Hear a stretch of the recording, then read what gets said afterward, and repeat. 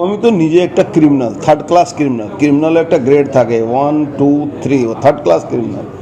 ক্রিমিনালদের থেকে টাকা নিয়ে তাদেরকে সিকিউরিটি প্রোভাইড করার জন্য পুলিশ কমিশনার থানাদেরকে দিয়ে রিপোর্ট করিয়ে তাদেরকে সিকিউরিটি পাইয়ে দেয়।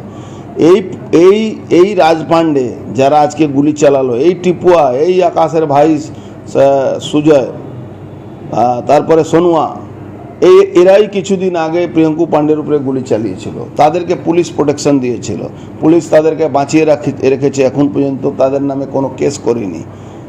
এরাই আজকে গুলি চালিয়েছে। আসলে কি আছে? থানার পিছনে ড্রাগস বিক্রি হয়, থানার পিছনে হুকিং লাইন চলছে, থানার পিছনে হিরোইন বিক্রি হচ্ছে, থানার পিছনে মদের ঠেক চলছে, থানার পিছনে গাঁজার ঠেক চলছে, আর পয়সা নিয়ে ঝামেলা চলছে। আজকে এই আকাশ প্রসাদ পিটিয়ে মেরেছিল পাবলিক, মহিলাদের উপরে বলাৎকার করা থেকে নিয়ে